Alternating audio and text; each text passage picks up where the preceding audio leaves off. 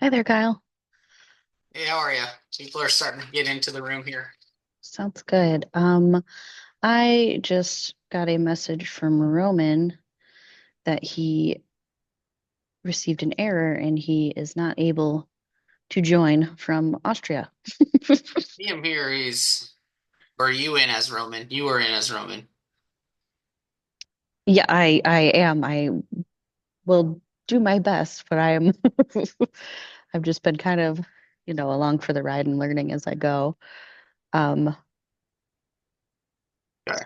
so what I can do is kind of, like take minutes or take your minutes and then I can relay that information back to him and we can get it all answered if for the questions that are there. If he wants to try and log in with the link on our agenda, he might be able to get connected. I can send that to him. Okay. If he was having issues, there is a passcode required to log in, Kyle. As a panelist or as a I didn't I didn't get asked that question until I logged in. I had to log in with the passcode at the bottom of the email, which was the first time it ever happened to me. So I don't know if that was just me or if maybe that's what he's having issues with. Interesting. We will try it out.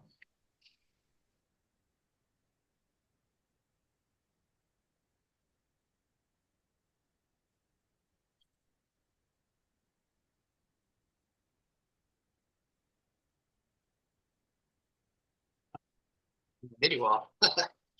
I am here.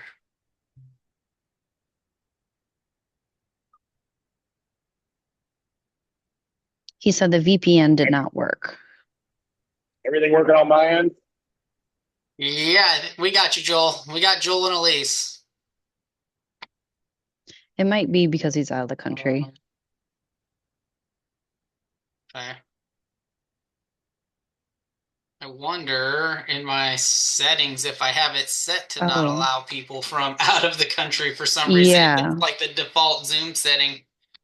Because, yeah, I don't see Um, why that would be a problem. It's kind of the point of the platform. let's see.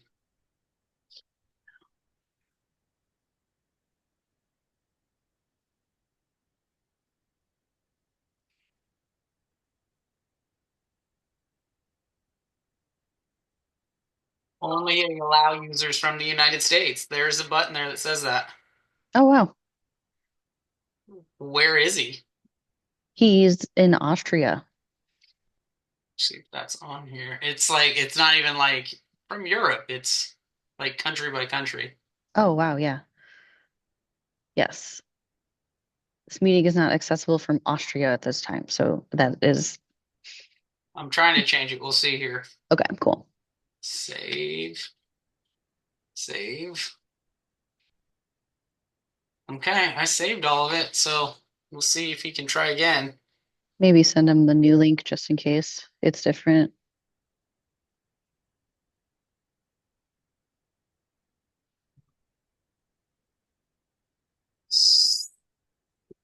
Just managing the lobby here, trying to get everybody promoted into the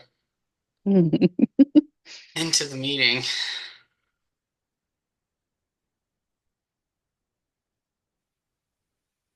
Okay. Matt says he's not going to be able to make it. Oh, there you are. Yay. I'm Okay. here. Well, I just Hey, there was a button there that said that. say that again. There was a button that said only from United States. Oh, interesting. Okay. Yeah, I just downloaded a VPN and used the web version of Zoom. So it looks like to the machines I'm calling in from Oregon. So there we go. Okay, we're just missing MJ. John has said that he got called into work, and then Matt just texted and said he was not available to connect in. Oh, there's MJ. She's in here. We got her. One, two, three, four, five. One, two, three, four. Yeah. Okay. I will let me share the agenda for the meeting and then let Mallory take it away.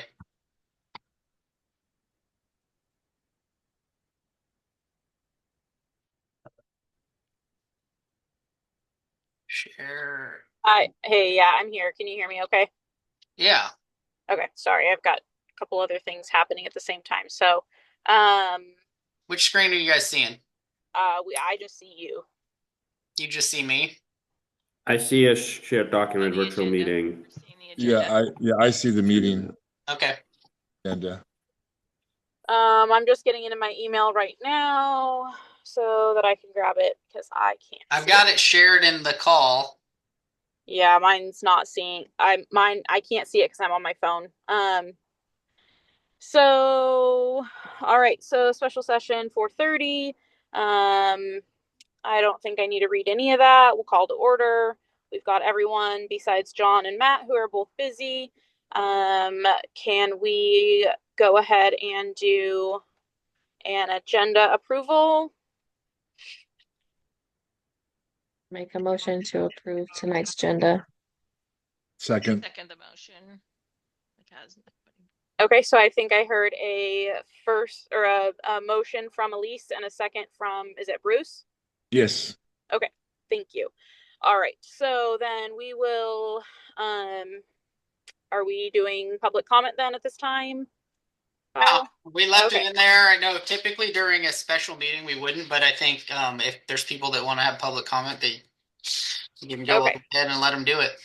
All right, so at this time, anyone addressing, willing, wishing, whatever, to address the Fair Board items of interest or on or off the agenda may do so. The person addressing the Fair Board will, when recognized, give their name and address, and all remarks will be addressed to the whole Fair Board, limited to 3 minutes per person. Fair Board members reserve the right to delay any action if required until such time when they are fully informed.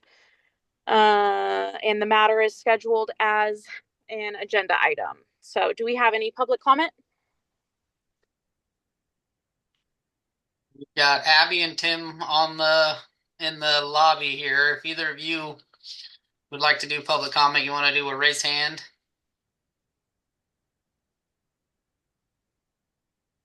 Okay, and I can't see them, so just let me know. I'm not seeing either of them raise their hand, so Okay. All right. Well, we'll move forward to the business agenda. Selection of the roof project alternative. yeah. So I can do some quick introductions here. We've got Roman from CERTA. What is it? CERTA Building Science, and Kate with them as well. They are the two that have been working on this project, and we talked about this item at the February 4th meeting, and you all had some more questions. And let me see, I can pull up the message I had sent. That I don't really like that. Let me see. And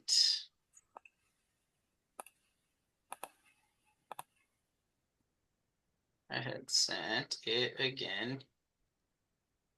Here we go. And so the questions that you all had for him were about accessing the roof on the shallow slope. I think the concern was about like being slippery with the membrane on. Life expectancy of a totally new roof for comparison and what a warranty would look like on a new roof.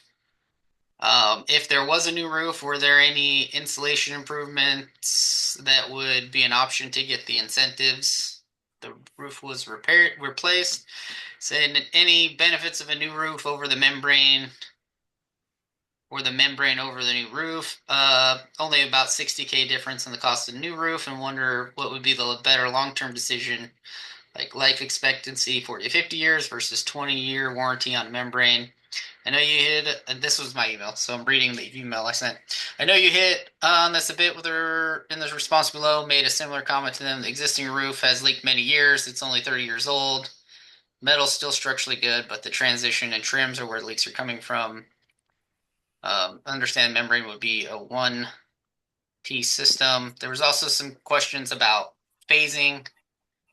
And so, when I brought your questions to Roman, he suggested maybe just getting on the call with you guys and and chatting through any other questions you have. So either any of you want to take the lead on your questions, or if Roman, if you have enough information there that you could just kind of take the lead with some explanation on your recommendations. So I guess, yeah, if there are any specific questions, let's hear those. Otherwise, I'm fully prepared to kind of give you a very quick rundown of, you know, kind of the various systems that we've explored and the pros and cons. And in my opinion, spoiler alert, there's a pretty clear winner. It's usually in our world, the more money you spend, the better of a system you get. This is one of those interesting scenarios where, in my opinion, the most expensive option is actually not the best one. So just a little bit of background on myself. I've been dealing with roofing failures and roof designs and re-roofs and new construction and all these various roof systems for about 10 years now. So, you know, I've seen a lot, and I know which systems typically perform better than others. So kind of Can I the interject for bottom just a line. second? You can you hear me? Yes. Yeah. You asked if we had any specific questions. So Kyle went through Yes. the specific questions that we had asked in the last meeting that I think he sent to you. And I think Okay. so those, at least at the very least, if we could get those answered.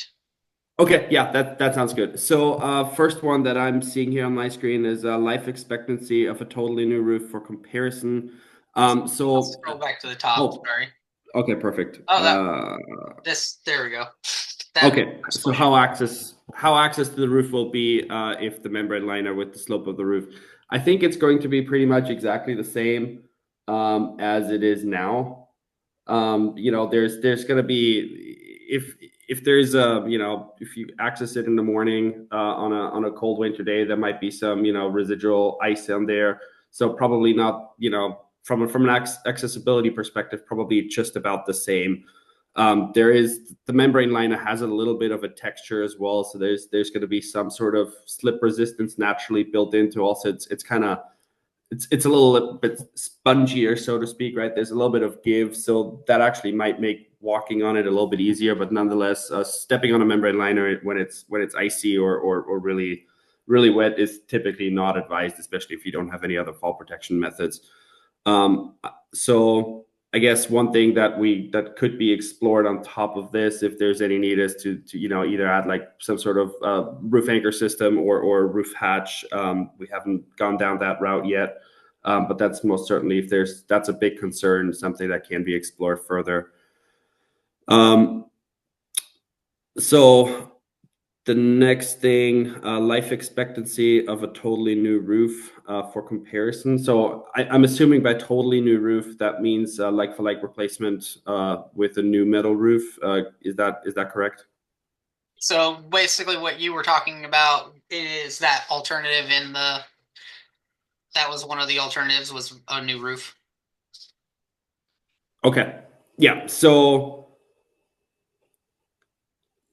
the issue that I'm seeing with a metal roof like you have right now, and then also if we were to replace that like for like with a new roof, is that in essence you rely on sheet metal for your water tightness. Because there is no insulation on the outside of that sheet metal is exposed to quite a bit of expansion, contraction, thermal cycling, all these types of things, which sheet metal handles pretty well, but the lap joints, the overlaps of the various panels don't handle very well, which is generally why these roof systems seem to be failing after a certain period of time. So my concern is that, you know, typically on a new roof system, you would get a 20-year warranty. That's pretty much standard across the board. There's different, you know, may that be the liner overlay or the sheet metal roof itself. But just like so the warranty aspect is pretty much the same. The comparison in terms of warranty versus actual service life that you would get out of it, it's similar to, you know, I like to go back to the car analogies.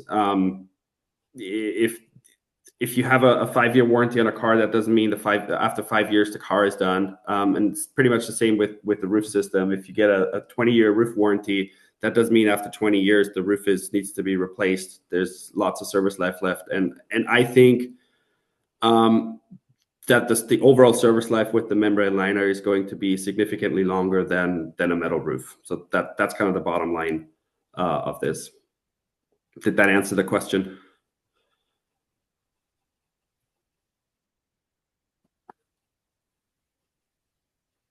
Can you repeat that last statement? You said. Sorry, say that again. Can you repeat the last two sentences you said? So basically, from a service life perspective, the membrane liner with insulation buildup on top is going to perform, in my opinion, significantly longer than a brand new metal roof. I think you're going to have less issues down the road with that. It's also more serviceable. Thank you. The next question, any insulation improvements that would be an option to get incentives if the roof was replaced? Yes, from what I understand, there can be insulation incentives. However, they're going to be significantly less. Based on our conversations we've had with Energy Trust of Oregon, if we were pursuing the membrane liner options, we would be looking at, I believe it is $2.85 a square foot, or in that range. Please, it's very similar to this. I think it's $2.85 a square foot. If we were to replace the insulation or the roof like for like with a metal roof system and replace the insulation on the underside to basically recreate what you have there right now, I believe we would need to use more insulation, higher R value, and only get, I believe it's 90 cents a square foot. So there's quite a significant difference. So yes, but significantly less is the short version. And benefit of a new roof over the membrane or membrane over a new roof. Seems to be only about a $60,000 difference in the cost of a new roof, and wonder if it would be the better long-term decision.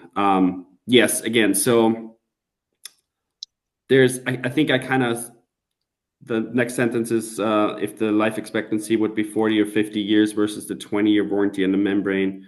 So like I mentioned before, I think from a service life perspective, from a serviceability perspective, the membrane liner, so building up a new roof system with insulation on top of your existing metal roof, is going to yield significantly better results than replacing it with a new roof. I do think that the membrane liner system, if we detail all the transitions to the existing to like other walls or around gutters and eaves properly, the kind of in alignment with our scope recommendation, the service life of this would be, I believe, a minimum of 30 years. I think that's a very reasonable assumption with decent maintenance. That being said, on top of this, your climate region, or generally speaking, coastal climates, while they might be aggressive in certain aspects from an exposed metal perspective and stuff like this, you have relatively little UV exposure, which is typically the primary mechanism that will make a roof fail. So the type of membrane that we've specified is on top of that very, very UV resistant. So I'm feeling pretty confident that the membrane overlay is going to yield results beyond 30 years, if not more. And then, of course, it also stays reasonably serviceable. So if let's say there's a small issue, you can patch that locally and put a brand new liner and heat weld the transition or the lap joints around it. And in essence, that restores it exactly the way it was before, versus if you have a sheet metal roof, for example, you rely on other materials, let's say sealants or some sort of coating, which is not the exact type of product as your metal roof system to begin with, right? So there's a natural material incompatibility that comes with it, versus on a membrane liner system, you patch the roof with the exact same product, and you heat weld the seams on a molecular level. You get that fusion, and it just is a more in my opinion, a better system. So that's long response. I just have one comment about UV. Is that making an assumption because we're at the coast and we don't get a lot of sun? And again, I am not a scientist or anybody that has any expertise. I could just tell you from living here, I know that you can drive around and see the impact of weather and or sun directly based on things that are fading or things like that. So that's just wondering if that is taken into consideration. That is absolutely taken into consideration, yes, and thanks for clarifying this.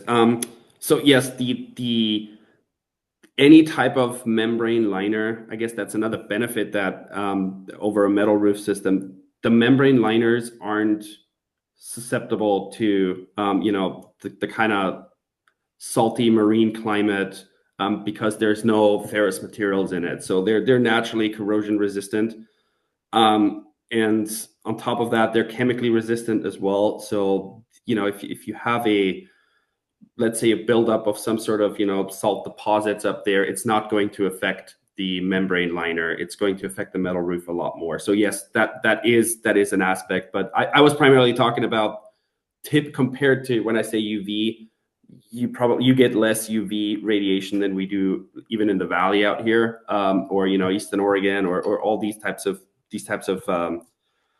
other locations. I think from a durability perspective and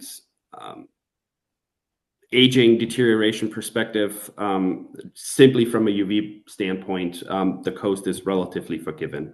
And then we're not really concerned about the saline environment. Does that make sense? Yes, thank you.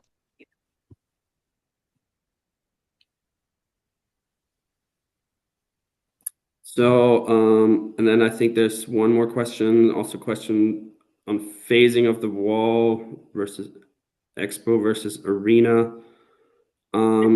So there was I played back the video when I came up with these questions from the meeting, and there was some questions about the phasing. I think the phasing is more just what we have as budget when it comes up. I think just kind of a follow-up connecting question to this would be more like the cost estimate in this ROM versus what we can expect when we actually bid it out, assuming that these numbers hoping that these numbers are conservative, right? So that we're not coming in over budget. But that phasing is going to depend on some of that, like what the actual bids come in at the time of bid, and can we get the wall component done like along with the expo roof, whereas the arena side of it, which I'll have a follow-up question on that one, but we know that's going to have to be a future project that we're going to have to find funding for. But getting the walls and the expo side completed, I think, is kind of going to be like the first goal. If we can get them both done in the same project with the dollars we have, then great. If not, then we may have to cut the wall patching and figure out where the funding for that's going to come later. Yeah, understood. So I think phasing is definitely going to be an option. I think, it's pretty, from a budgeting perspective, fair to say, take us, and I don't have that information on top of my head. Take square 550 to 585 for the membrane overlay. Oh, I thought we're talking about the wall here. Sorry, maybe I Yeah, and misunderstood. then the wall you had 42 $40,000 to $48,000. Yeah. No, what I was trying to get at, I think it's a reasonable assumption to make. You know, the percentage of you know those dollars on the expo side wall component versus the arena. You know, there's a direct correlation between that. So you could just take the square footage of the expo area, and you take the percentage of the overall, and then apply that to the $42,000 to $48,000. And I think that's a reasonable assumption to make if you wanted to explore phasing options. But then again, we can probably assess that with a contractor as well, if needed, just to double check that. But I think for budgeting perspective, that's a reasonable assumption to make. So, you know, what I think we're looking for is, you know, for the board to make a decision so that we can move on with the actual bid documents development. Knowing that, you know, phase 1 is going to be the expo, phase 2 is a future phase that could be 5 years out, or it could be 3 years out, or but what do you have any input for them on the arena repairs? That's with the liquid applied restoration coating. Oh, is it kind of like emergency repairs? No, but what I think we'd like to see is, you know, the bid documents all put together for all of the projects so that we're ready to bid it, you know, as soon as we Okay. I think I understand now. So I will be honest with you, in terms of arena, I mean, it sounds to me like and maybe I'm misspeaking here. To me, given the budget, the coating, restoration coating is most likely going to be the preferred version versus, you know, the membrane overlay versus full roof replacement. Is that correct? Am I correct with that assumption? for the arena. Yes. Yeah, what you didn't have a membrane option, at least not in this updated executive summary, but you did have a new metal roof on the arena. So you had the liquid applied coating at $475 to $495, or a new metal roof at 1.2 to 1.3. Okay. And so Okay. the suggestion, you know, the recommendation based off of, you know, picking the alternative of the coating versus a new metal roof or a membrane overlay for the arena.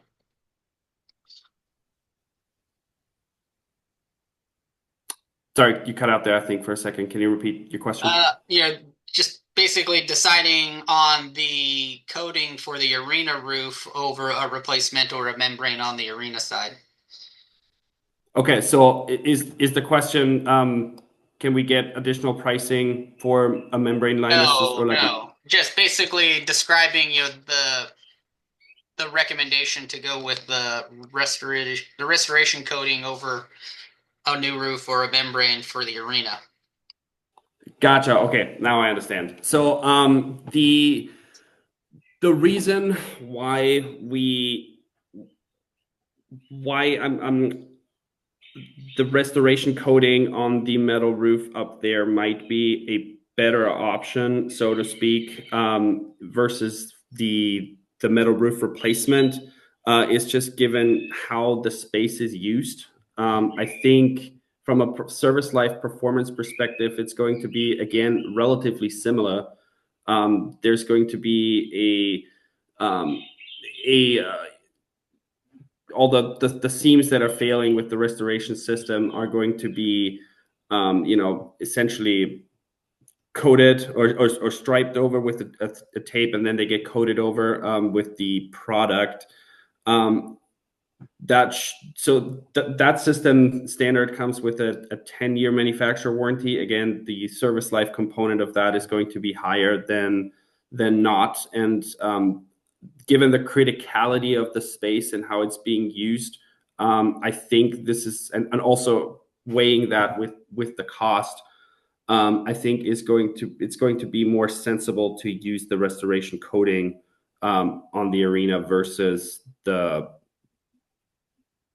versus a full replacement. So that's kind of my initial take on this. But are there any? Did that answer the question, Kyle? So I'm just trying to put this out for the board to be able to make a decision on the full project, even these future phases, and saying why not do a membrane or a new roof on that side and go with the spray on for that arena. And so you've got said 475 and 498 for the liquid applied membrane on the arena versus 1.2 to 1.3. Yeah. So I don't see anything on here for the membrane overlay on that, but seeing that it was only about the $60K more or so for the roof on the Expo, I'm assuming this is still north of $1 million to do the membrane. Yeah, or at least close to that. There's the geometry of that structure, of the arena structure, is a little bit simpler. There's fewer tie-ins to walls, fewer mechanical penetrations, but in the grand scheme of things, you're probably going to be very close to seven figures there. Yes. You pull up from the meeting we had the other day. So Roman, since we got a little downtime, do you mind if I ask a couple questions? So one is going to be, if we decide to go with the membrane for the Expo Center, not the main arena area. They had mentioned something about added insulation factor. What is that? Is that like 8-inch thick closed cell, or what is that? And what's the rating? So we would have to build up to at least R15 in order to qualify for the installation incentives. And what that means is, in essence, so I'm not sure if you've been up there or not, but if I don't know if you can see my hands, but if you look at the cross section of the metal roof, right? So you have the bottom of the flute, and then you have a standing seam or a rib, and a flute again, a standing seam of the ribs, and those ribs and standing seams are about 3 inches tall. So what we would do is basically infill the flutes with 3 inches of basically styrofoam insulation to have one continuous flush surface, and then 1 additional inch of EPS foam, and that gets us to R15. So from a build-up perspective, it wouldn't really change that much. It's going to be pretty much at the same plane. And that R15 is what you quoted us on with the membrane roof? Correct, yes. Minimum R15 to qualify for the installation incentives. And if we didn't go with the installation incentives, then it would just be minus that 1 inch on top, basically? Correct, yes. And that's probably not really that much cheaper, honestly. Yeah, exactly. It's going to be pretty much the exact same thing. What's the R? Well, I mean, it's going to be a little bit cheaper, but with the offset of the installation incentives, it's not going to be worth it. So if you had to guess, I don't want you to put a number on it because you didn't install it probably, but do you know approximately what the R value is of the insulation we currently have? I think we're trying to figure this out. It might be, well, and that's that's actually another interesting point, because in order to qualify for the installation incentives, we do need to prove that the R value of your current existing assembly has deteriorated. And given the amount of leaks that you have, we've already talked to the Energy Trust of Oregon folks, and they kind of said, yeah, that there's going to be a relatively easy case to make. So in essence, I think your original R value is probably in the realm of R21. Just given the age of the building, but my guess is, and that's how we're going to build the case, and Energy Trust of Oregon seems to be in alignment with this, is that even though you originally had R21, your effective R value is probably less at this point. And you did look at our walls. I can't remember, Kyle. It's the same contractor for the walls. Yeah, so we hired them to do was an envelope condition assessment. So they looked at the entire building, the walls and the roof. Okay. Basically, for this project specifically, we knew that the Expo was priority. We need to get it done, but also wanting to know, what do we need to do to fix the whole thing so that we can actually be budgeting for these things in the future. Yeah. So Roman, What did you find in the walls insulation wise, if you don't mind, if you have any idea of what it would be R value of? It's really to be honest with you, I don't know the exact R value of the walls on top of my head. I would have to double check that with the code from when it was built and what the code requirements were then. It's going to be exactly that. I can pretty much guarantee you this. Okay, that answers my question. Good enough. You know, it's basically the same stuff that's in the roof. It's that fiberglass mat with the vinyl side on it that's tucked up everywhere. Okay, Yeah. so when you were on the roof, did you think that I assume the arena needs fairly urgent attention? Like if we don't give it attention right away, then it's going to cause more damage, or it's just going to continue doing what it's doing and probably just ruin the insulation more. Like let's say it was your grandma's barn. What would you recommend? Not barn, but event center or whatever. What would you recommend to her? Like best bang for your buck? I'm assuming it's going to be the covering on the arena and the membrane with the insulation, added insulation on the expo center. That's what your invoice or your quote thing said. Okay, So that's what I thought. I'm assuming that's an excellent question. I'm assuming that everything that I'm going to say here is going to be documented. So I need to be careful, but from what I've heard, and I can't make any promises, but we've had conversations already, and the manufacturer that we would specify that offers this type of the system that we're proposing for the Expo Center, what they indicated was that as a goodwill effort, good faith effort, they would go up on the arena and patch some of the critical areas at pretty much no charge to the county, just to not to stabilize it as much as possible, and not like full recoat, not anything like that, but some emergency repairs that if you go, I don't know who's driving right now, but yeah, if you go up there, some of the areas that look really bad and are very obvious in terms of how water might be getting in, stuff like this, they would, from what I've been told, come in and patch those. Thank you.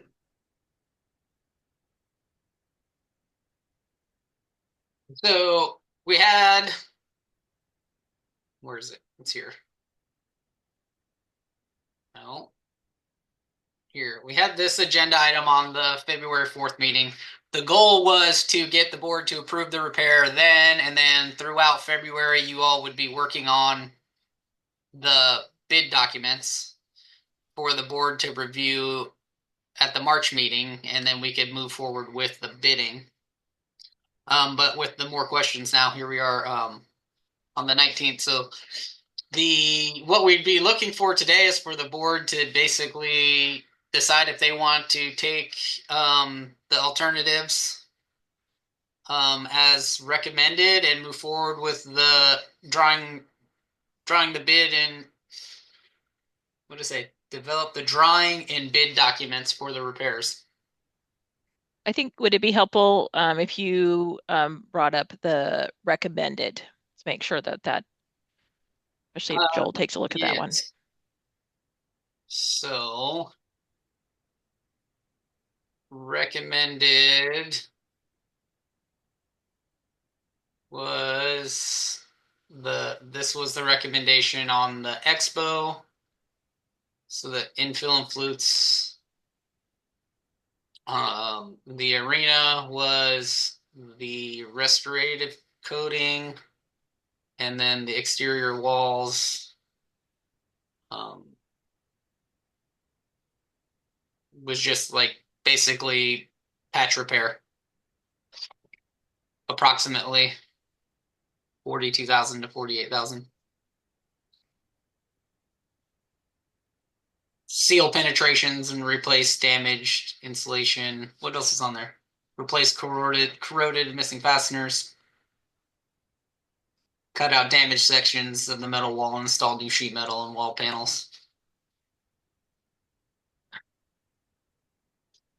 This is a PDF, I'm assuming, yeah. two thoughts I had. Kyle, I know we're going to have to reiterate that in a sentence or two. Yeah.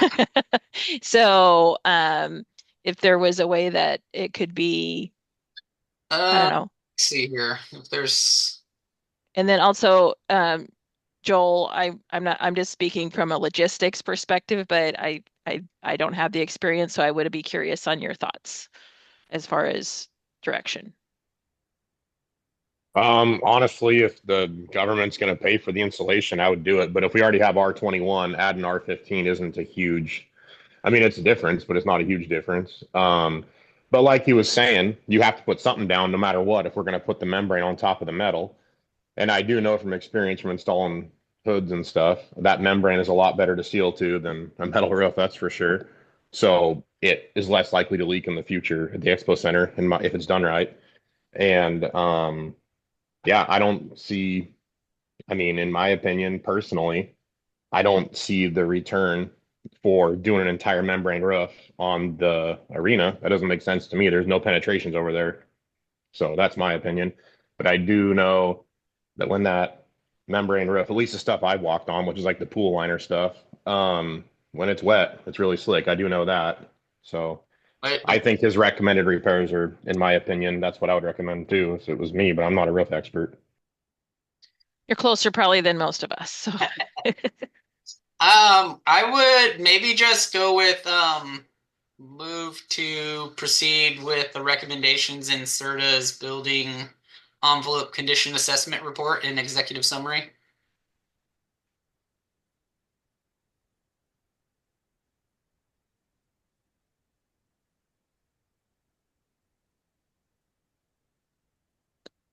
Joel, are you good with proposing that motion? Yes. That is what I would, yep, that's what I prefer. Yep. Oh, Okay, does someone want to make a motion then? Or- Oh, sorry. I thought that was supposed to be you. That was my Oh, no, bad. that's I make okay. a Nope. motion to approve recommended repairs on the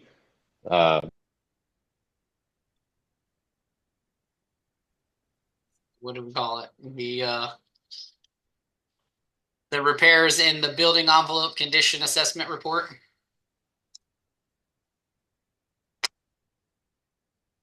I second the motion. All right, and do we have all in favor? Aye. Aye. Okay, all opposed? Okay, motion carries. And we can move on to the next. Sorry, buddy. Yeah, thanks Sorry. for coming, Roman and Kate. Thank you. Yeah, Thank you very much. Thank you. Thank you, Yep. guys. Have a good one.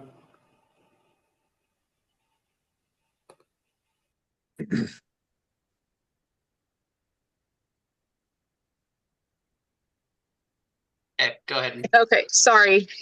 Yeah. Okay, so are we moving to the, I didn't realize we were doing the budget workshop virtually. That was what you guys had said at the February 4th meeting. Yeah. I think that was not a meeting I was probably feeling so great at. So all right, That was we that was our regular board meeting. We in are January. in the, okay, thank you. We are into the work session for the budget. Yeah. So, what's the budget's due by the end of the month. What is due today are the current fiscal year projections for the end of the current fiscal year. And I need to share a different screen. Share. There we go. You guys can see this now. And so what we have to do today and then begin building. So this is the county's budgeting module in their software, and this tab here is current year revenue projections, and so it shows what our revenues have been as of February 3rd in this column, and then we need to go and project out to what our revenues will be as of June 30. So, some of the stuff it's divide by 7, multiply by 12, right? Because this is 7 financial periods in, and we have 12 total financial periods, so we can project out that way. That doesn't really work very well for our department or the fairgrounds, um, because a big chunk of our revenue is based off of events or things that have quarterly payments or things like that. So I've dug through this and tried to analyze it for what we can anticipate for revenues in each of these lines by the end of the year. And then we have to do a similar thing with the expenses. And so the whole point of this first exercise is to come up with this beginning fund balance to actually begin building the budget.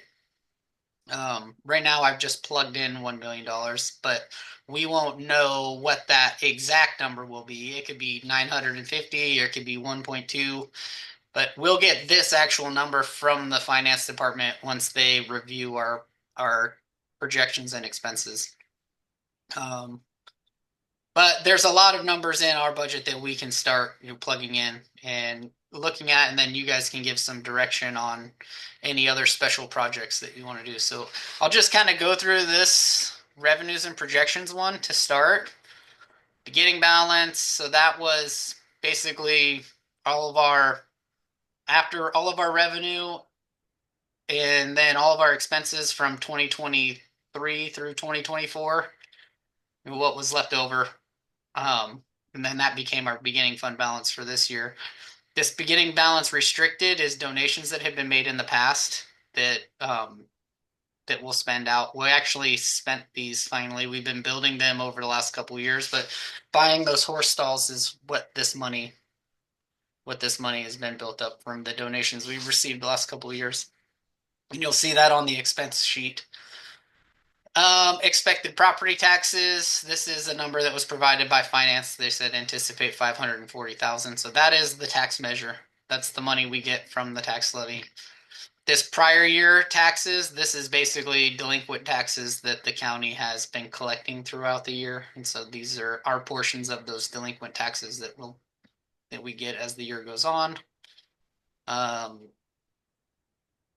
Hurt equipment rental it's a tax that I'm assuming it's statewide. I don't really understand the hurt tax myself all the way across the board, but anytime you rent a piece of heavy equipment, you have to pay into this hurt tax, and we get about $100 from that every year.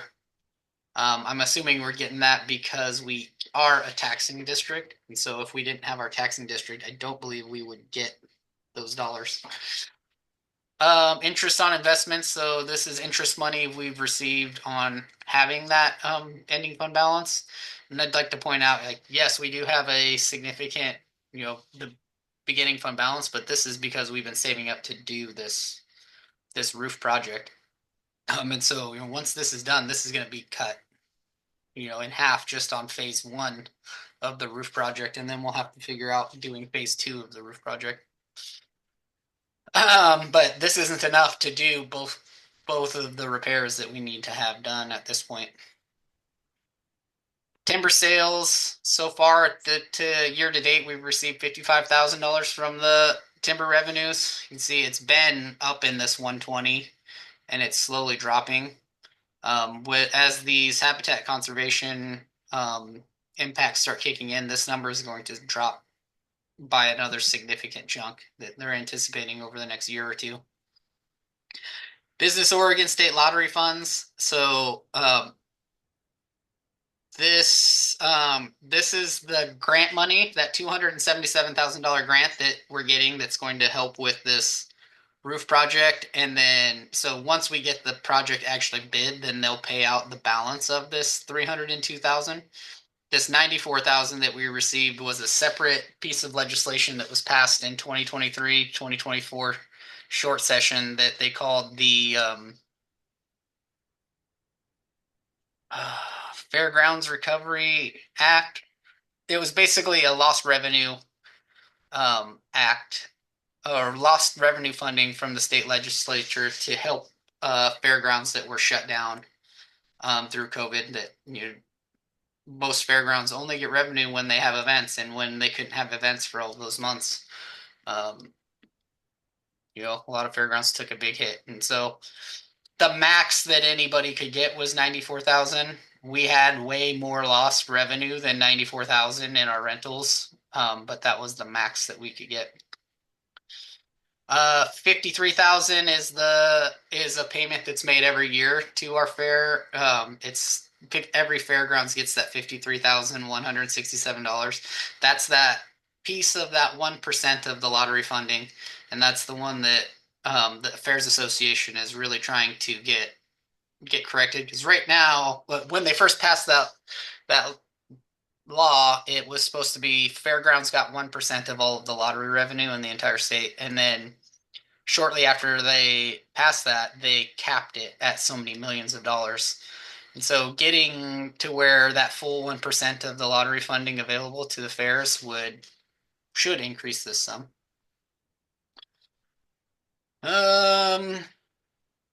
Scrolling down, we have some of these empty funding sources that will eventually drop off when there's nothing in them for years. There was some disc golf donations in the past, reimbursements on revenue, tourism funding. So we haven't received any funding from those this year. We make money off of the ATM. So far, year to date, we've made $857. We'll expect to make between $2,000 and $2,500. As you see with the rest of these revenue projections, we'll underestimate slightly on our revenues, and then when we get to the expense side, we'll overestimate what our expenses will be, and that's just to make sure that we're being conservative in our stuff. But a big chunk of the revenue that we'll get from the ATM will be like during Scandinavian Festival, during these car shows that are coming up. We've got probably $60,000 in rentals happening between now and the end of July. And a lot of those will have some significant ATM transactions. This donations was one of the donations from the rough stock that got put into this line instead of our event sponsorship line for some reason. This 19,650 was the rest of the money that we got from the bull riding sponsorship. So it was just over 20,000 for sponsors for that event.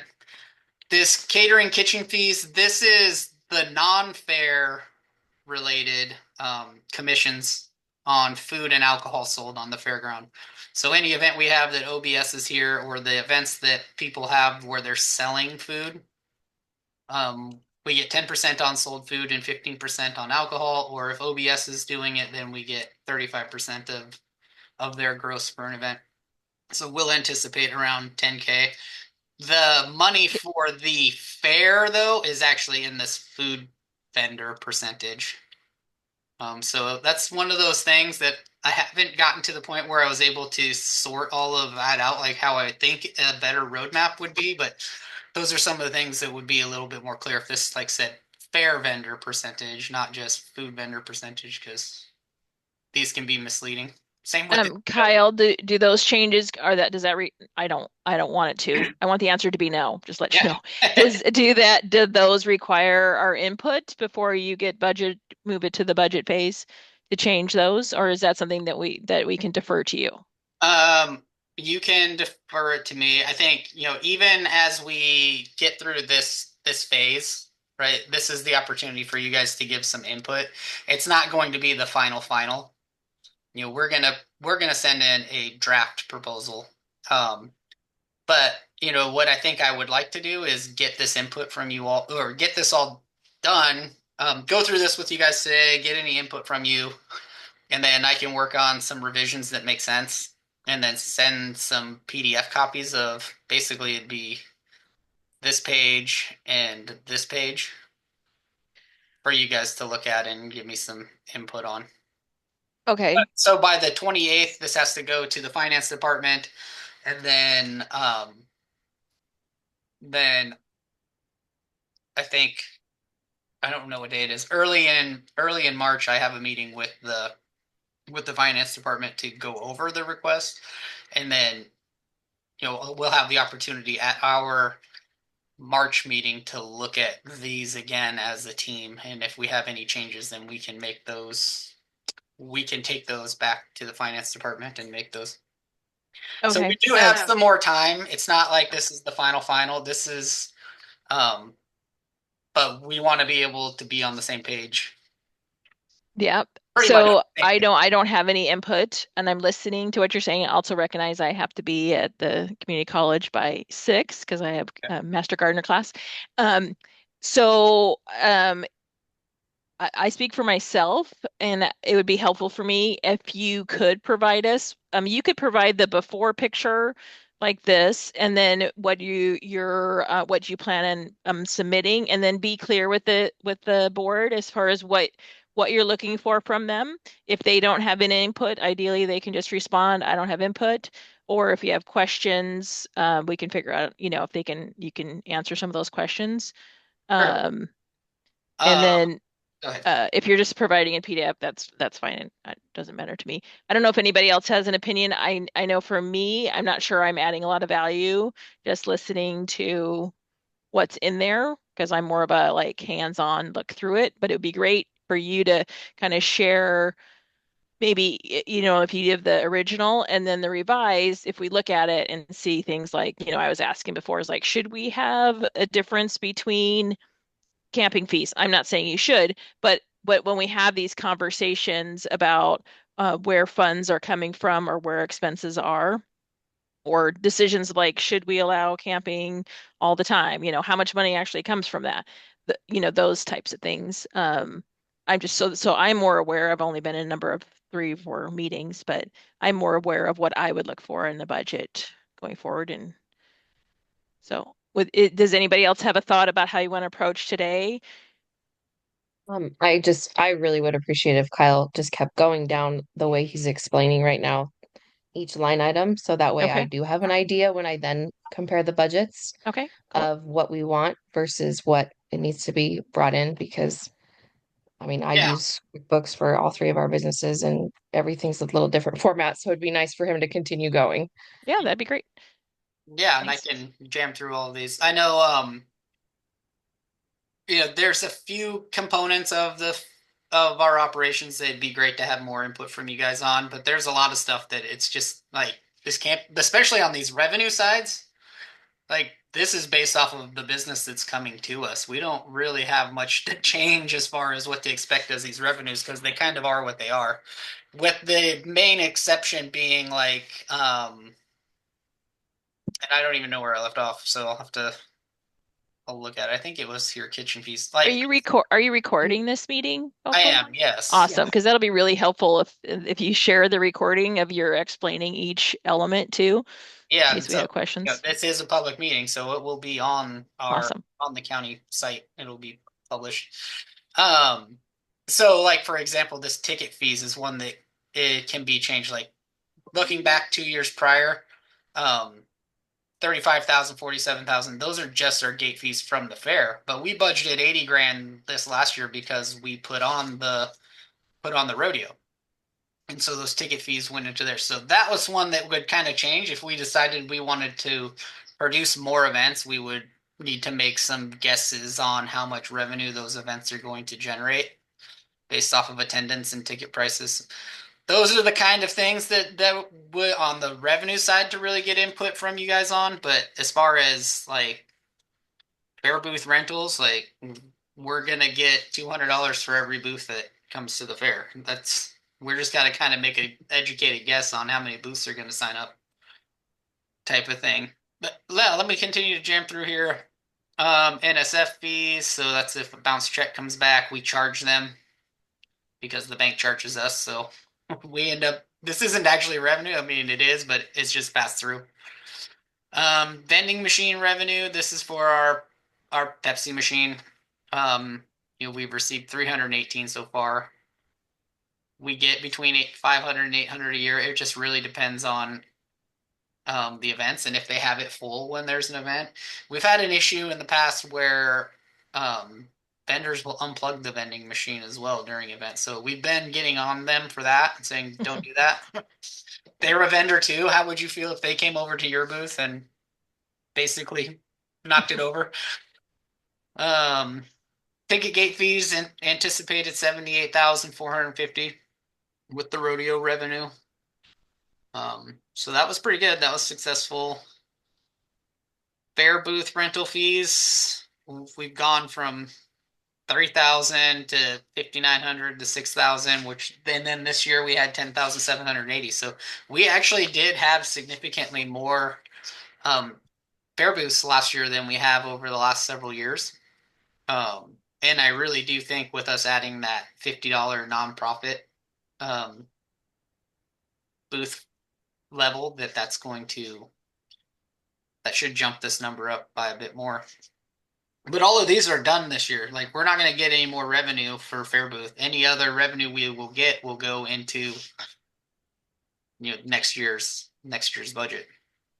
Even if they pay in advance, it goes into a reserve account, and then after the event, then it gets transferred into the account as revenue at that time. It doesn't get put into revenues until the event actually happens, in case there's a cancellation or something like that.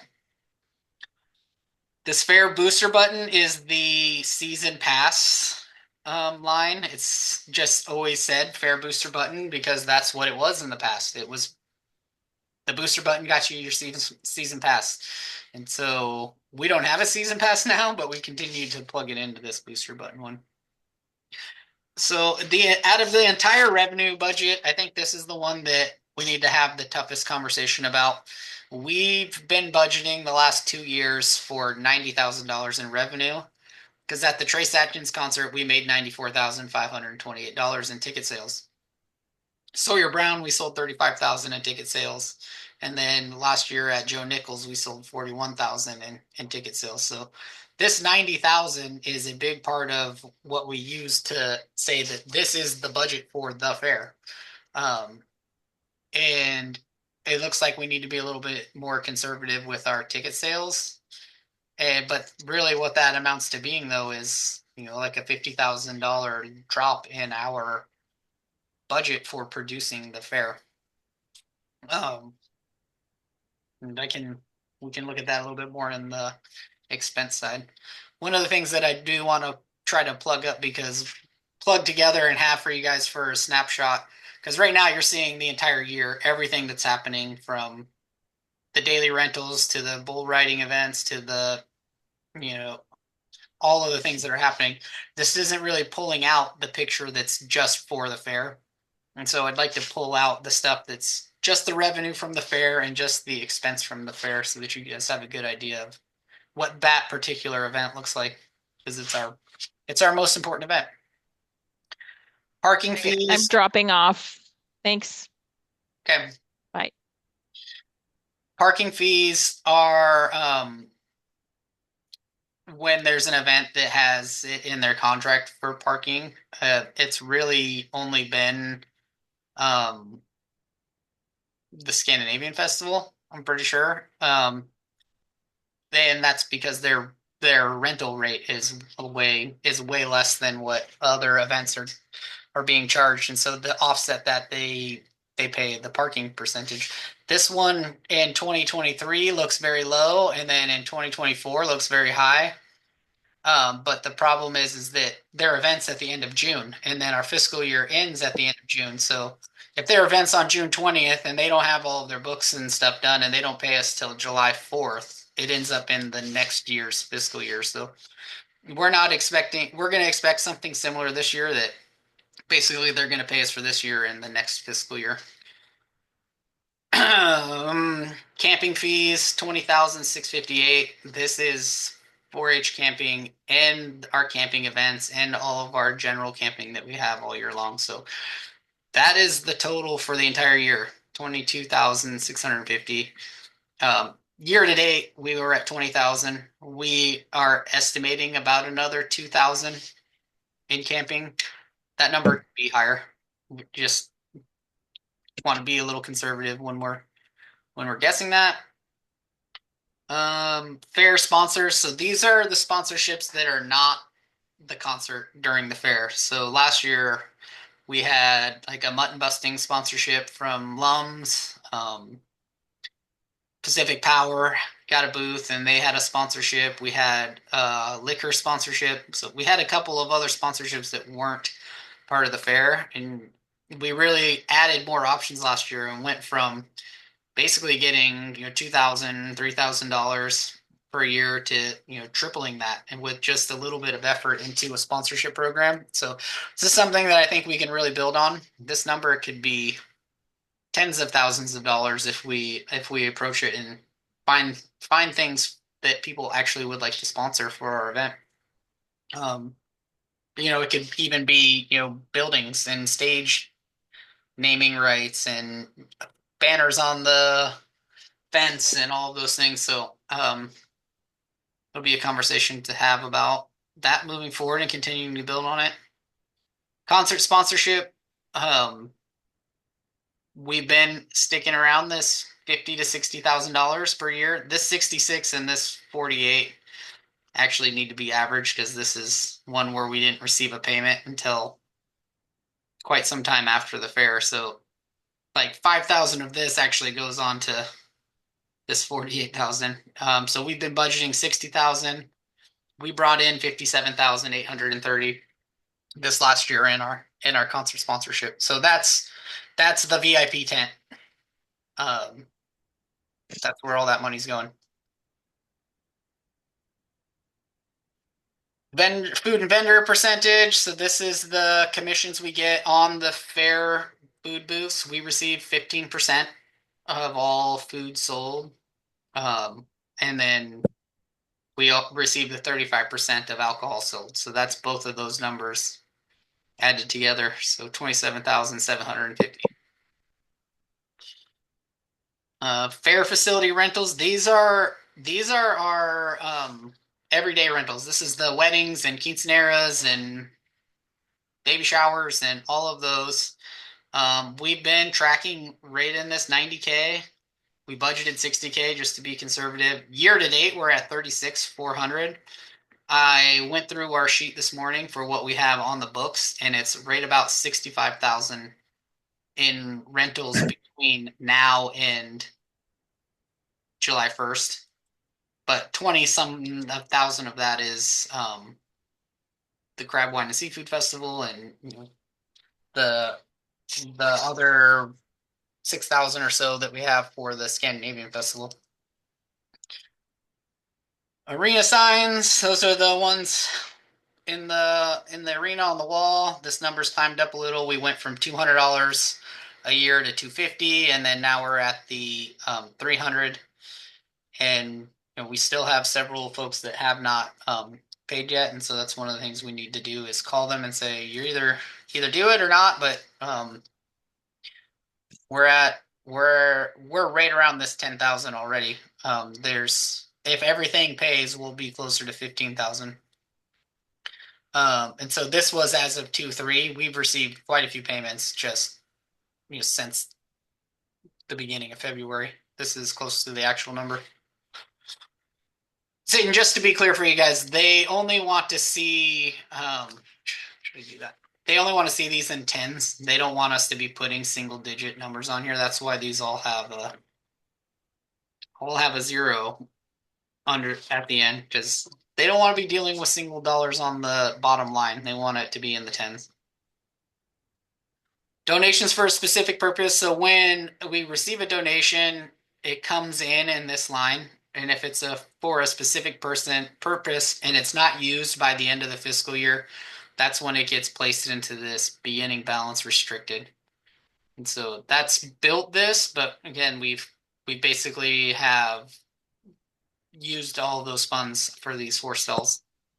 They were supposed to be delivered on Tuesday. I talked to him this morning. Today was my first day back. And he said, basically, the weather in the Midwest has fouled up the shipping. They're there, they're built, they're ready to come this way, but with the trucking, they haven't left the factory yet. This equipment, auction, sales, and rental, this is money that we make off of renting out our bleachers. And we've been trying to only rent them locally. We do rent them to other fairs, but we're really picky on who we rent them to because we want to make sure that they're not going to get damaged. but there's a lot more requests for rentals for these. Like there was a university that wanted to rent them for like 4 months, and I know that Lincoln County used to rent them to them, and we stopped doing it because they just came back beat up every time. So that's another thing for us to talk about in our strategic plan is how we want to deal with those bleacher rentals because we can't replace them easily. That's the big thing. So total revenues are estimated at this point for the year end at 397,300. We budgeted thinking we were going to get 368,200. So, we were conservative here and we've actually done a little bit better than what we thought we might get from the beginning of the year, with the main exception being the concert ticket revenue. That's kind of the one line in this entire thing that we underperform on, at least last year and this year. I don't know back before Trace Atkins what they were getting, if these are more similar numbers to what they were getting in the past and that Trace Atkins was the exception. That'd be something interesting to dig into. This transfer from county tourism, we have budgeted for 10 grand. They've already transferred in 700 or 7,500 year to date. In the fourth quarter, we should receive the last 2,500. That money is given to us by the county tourism fund, specifically earmarked to market from out of the area. And so during the fair, we definitely tried to target some geos outside of the area to satisfy that. And we were hitting Longview, Portland, Tillamook, those types of things to try to get folks to come to the fair and to the rodeo and or concerts. Any questions on the revenue side? No, thank you. Nope. Okay, expenses. So this whole top section is the personnel services.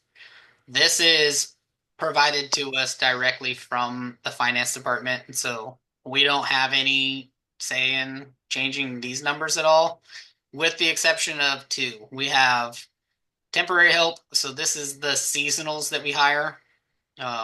We budgeted 15,000. We only spent 7,424. Basically, what that comes down to is we just cannot get people to take the job. That's the problem. We had 5 people turn the job down last year, and the one that we hired 2 and 1 quit after a week, and then the other one, we kept him as long as he could, but he was also in school, so he had to get back to school. He was like, if I don't go back to school, I'm never going to be able to graduate and go home. So he had to quit working before we were ready for him to go. And then overtime, we budget $6,000 for overtime. We've only paid out $443, which is really good. But a big function of that is basically anytime our staff, our non-salary staff, so Kristen or Kelly, build overtime, they almost always take it in comp time. And so they're building up extra time off. And, if they were to take overtime on all this stuff, we would definitely use up this $6,000. But they've chosen to have more of their time than to have more overtime. Future employees may not do that same thing, but we definitely try to keep the overtime in check as well.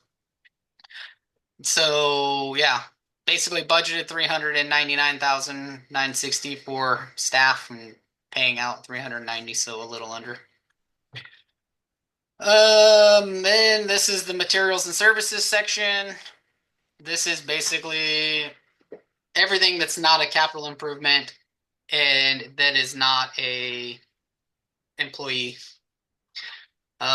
So just going through, we budgeted clothing and uniform. This would be for staff, volunteers, board members to get some branded stuff so that we look like a team.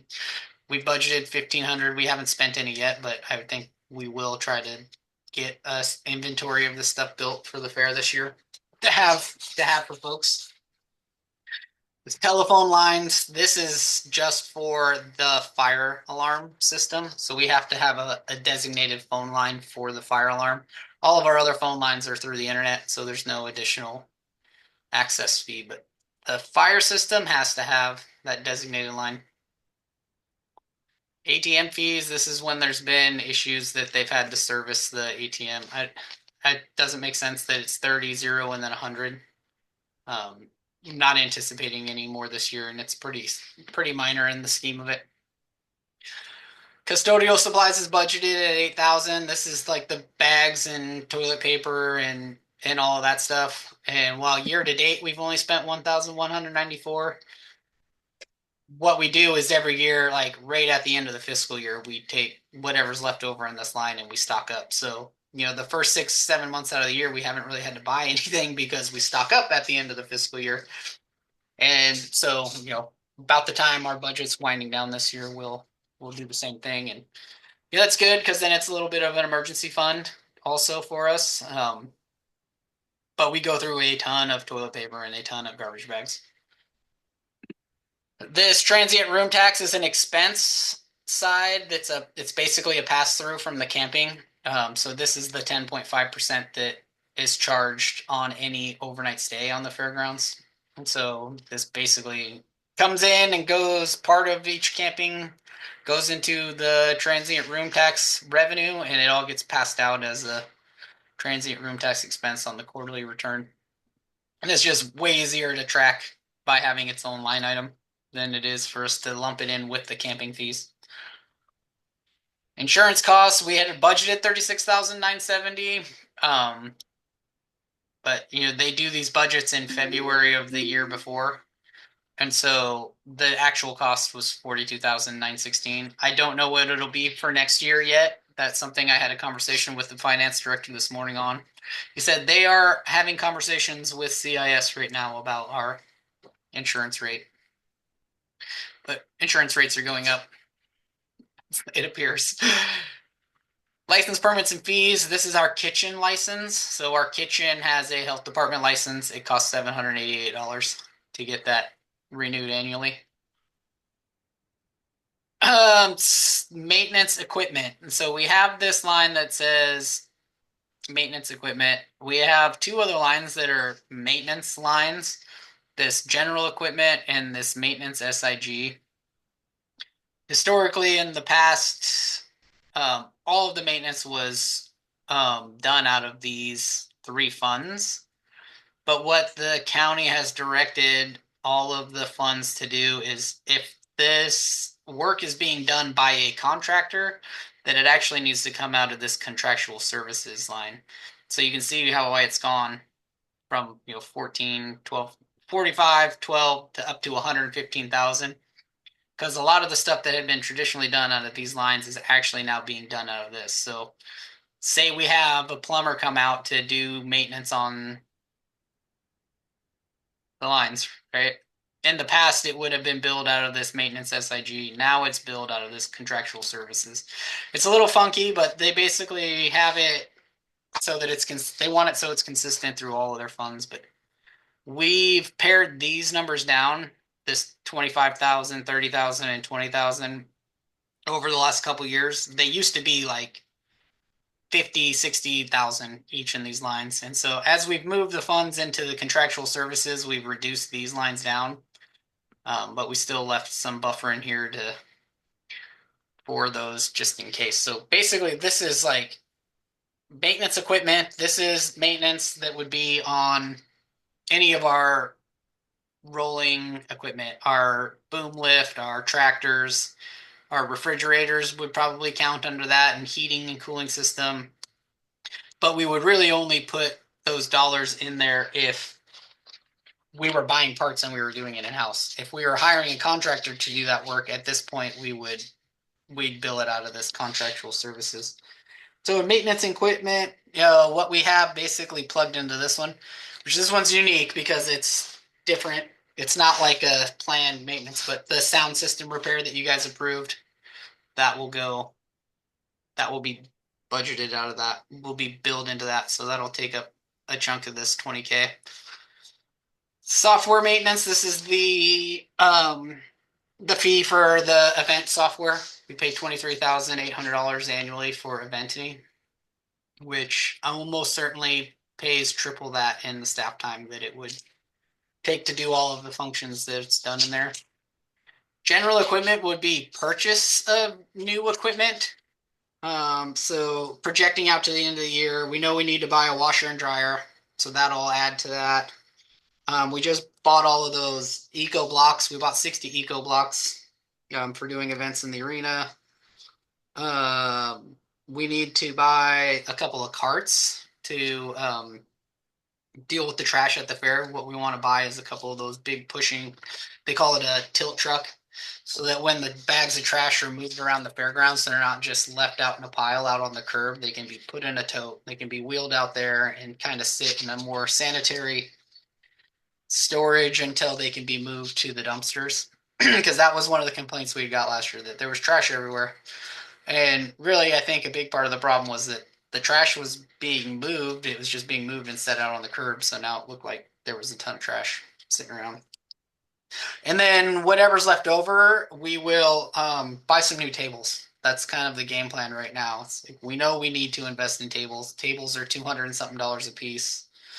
And so, 10 tables is $2,500. So that can add up pretty quickly. I think by the time it's said and done, we should be able to purchase another 20 or 30 tables before the end of the fiscal year. Maintenance SIG is structures, improvements, and grounds. This has been one that's been kind of hard to bill stuff to when everything's coming out of this contractual service. We do have some things that we know we need to do before the end of the fiscal year. We've got this drainage work that we're going to be doing. So if we need to do some culvert and some ditching and any materials we'll need to buy to make that stuff work out, that will come out of here because we'll be doing that work ourselves. We'll just have to buy materials. And then we were going to do some Wi-Fi upgrades. Our equipment's getting pretty old and we wanted to try to improve our coverage for the fair this year. But we could probably peel down this maintenance SIG and this maintenance equipment line a little bit further because it's all covered in this contractual services line. Membership fees and dues. We're members of a ton of probably 5 or 6 organizations. The Western Fairs Associations, the Oregon Fair Association, all 3 of the chambers in the county.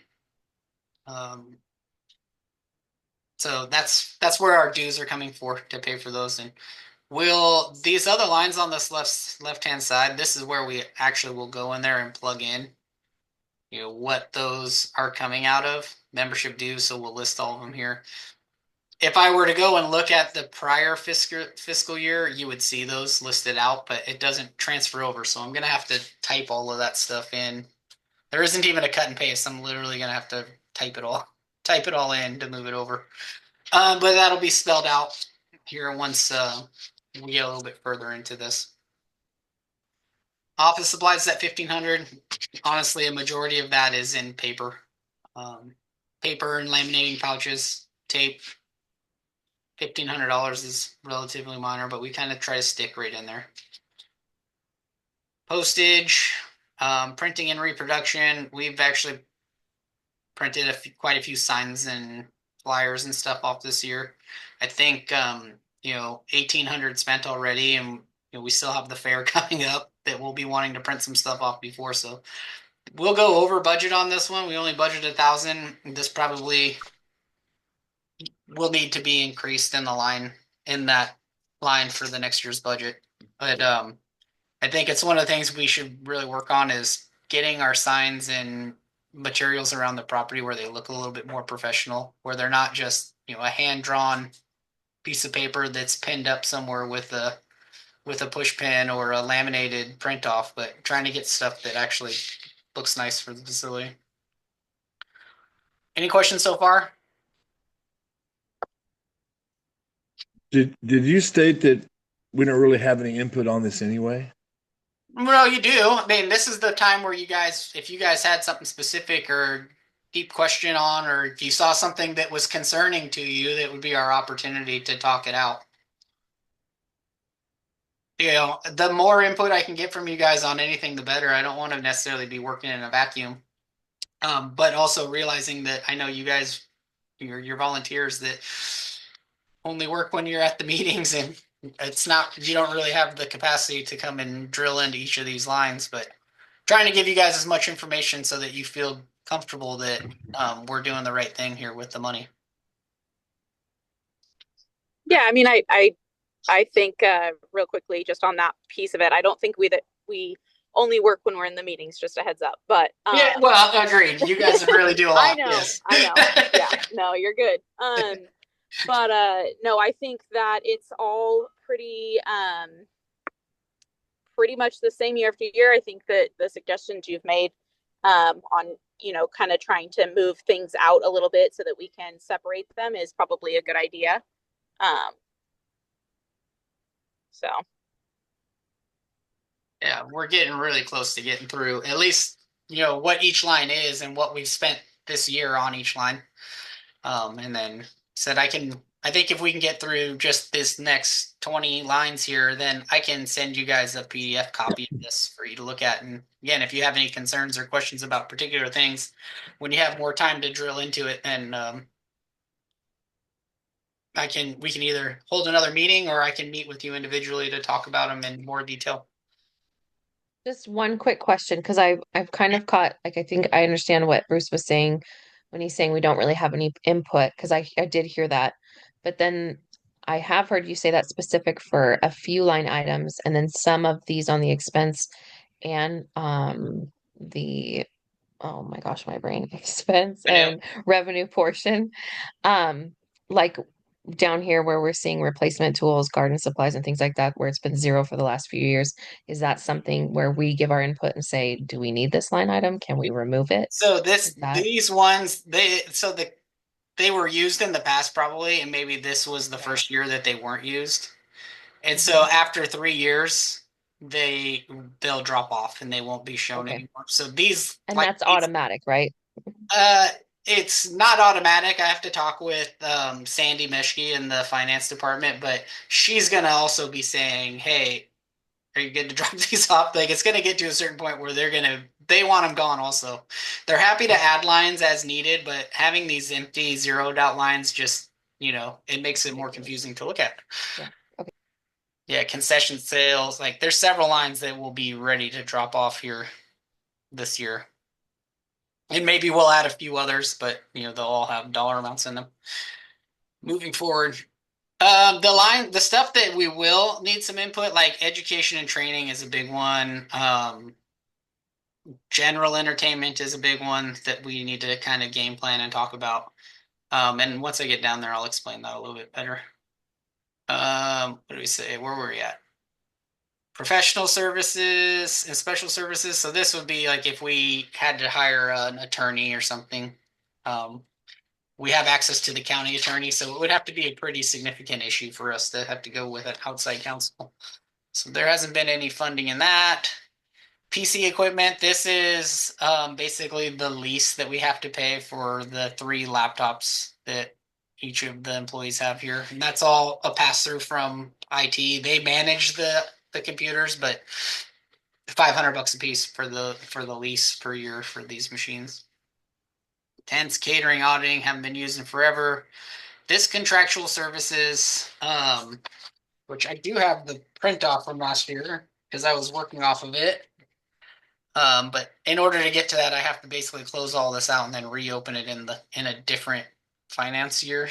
But I can summarize it for you.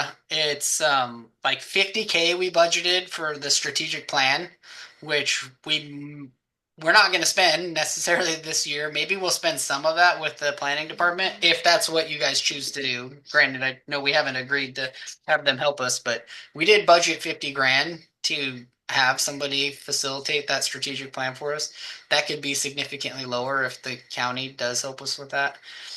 10 grand of it is in temporary help, which actually I think that's a separate line. That's the one contractual service that's in its own line, but and it's this one, and that is because the being a union employee, union workforce, they want to be able to see specifically across the entire organization how much temp help is being hired. That way, when they go into negotiations, that they have this information that says, why are you hiring temp helps and not increasing your workforce? So that's the one line out of the contractual services that gets paid out of separately. We also budgeted 25,000 for land use consulting, and so that was meant to be for the wetland work that we're having done. And so a big portion of this 80K that we plan to spend this year will be in that wetland consulting. Another big chunk of it is the bills for the roofing company. They'll get, when the project's done, they'll get paid out of that. And then the separate from that, it's more of the routine maintenance that's been budgeted in there now. So we have an on-site sewer system which requires a DEQ permit, and it has to have quarterly monitoring and a licensed operator for that. We pay about $3,000 a year for that. Our first aid system is inspected by a company, First Aid Cabinets. They come in monthly and make sure we're in compliance. That's been a little bit of a hot button issue between the contractor and buildings and grounds and the sheriff's office and us, but it's good because we know we're in compliance. That's the number one thing. We have money allocated for an electrician. Out of that 115K, we have basically like a $7,500 contract just ready in case something comes up. We can just call the electrician. We have Bogue and Wadsworth on what we call an on-call contract. So if we have an electrical issue, we don't have to deal with the contract, and we can just get them out here and fix it. Septic tank pumping. So as part of that's our on-site system, there's basically a 3,000-gallon tank for each of the systems, for the men's restrooms, the women's restrooms, and the kitchen. And depending on the use, those have to be pumped. We're going to have about $4,000 in pumping done. I'm actually working on the contract with local pumper right now. I got the quotes and the per gallon rate, and so we'll move forward with having that done. That's part of that 80K that's still going to be spent this year. Two of the other big ones are our fire extinguishers have to have an inspection annually, and there's a lot of fire extinguishers here. And the other is our sprinkler system. Our sprinkler system's due for its 5-year service, which is their expensive one, of course. And so that's where the majority of this 80K for the rest of the year is going to go. We're not planning to spend the whole thing because we didn't get kicked off with the strategic planning process at the beginning of the fiscal year. And that's where the vast majority of this, I mean, that's 50,000 of this 150K was just for strategic planning. Fair judges. So this is just for open class. We have to hire those judges and pay them for their time. All of the 4-H judges are all done from 4-H directly. That's part of the deal. We don't charge them anything and to use the facility, but they take care of their own judges. The contractual service is temp help, so this is to hire teams or seaside temps during the fair. I think this is one that I'd really like to talk about with you guys for next year's fair. Instead of hiring these temporary help people, to maybe try to find a contractor that's going to have the staff, and like a janitorial contractor or a custodial contractor that'll come in and they'll make sure all the tables stay wiped down and the trash cans are empty and the bathrooms are clean. Because at this point, using these temp help, they're sending new people every day. So they need to be retrained every day. They can't speak English, and they're not in a lot of cases. And we've just had a lot of issues with the temps that they've been sending us over the last couple of years. But I've talked with some other fairs, and they're like, yeah, we used to do the temps, but we've gone towards this custodial contract. And they've been really happy with it. They basically have somebody that is going to be there every day and take care of it. Now, that being said, if we could find the volunteers to do this stuff, this is something that would this was be something that would definitely be an opportunity to save some costs on by getting some volunteers to handle some of these functions, or maybe even we can make these contributions to a group for doing those services instead of hiring the temps. There still are some temp type things that we need to get, like the stagehands for setting up the concert and stuff. We've got to have some staff additional to what we have. I mean, we need 5 to 7 people typically for doing that stagehand work, and so there's no way we can do that all with just between the full-time staff and the temps that we hire, the seasonals that we hire. Advertising, fair and concerts, we budget 20 grand. We spent 9 grand, but that can be a little misleading and say, what, we only spent 9 grand on the fair, but really we spent 9 grand between July 1st and August 1st. And so we have to leave this other $10,000 in the tank for us to spend as we roll into the fair in this current fiscal year for next year. So we will spend the rest of this 20 grand kicking off the fair advertisement for 2025. This advertising that doesn't say fair, so we have fair and concert advertising. This other advertising is for us to market the facility or our other events. And so, basically this is the non-fair piece of it. Like, I think this 2,600 was probably predominantly what we spent on just the bull riding event for marketing, which that seemed to be good. We sold out. Rents and lease on equipment. I think this was the forklift we had to rent for the bull riding event. So if we have to rent any pieces of heavy equipment, it comes out of this line.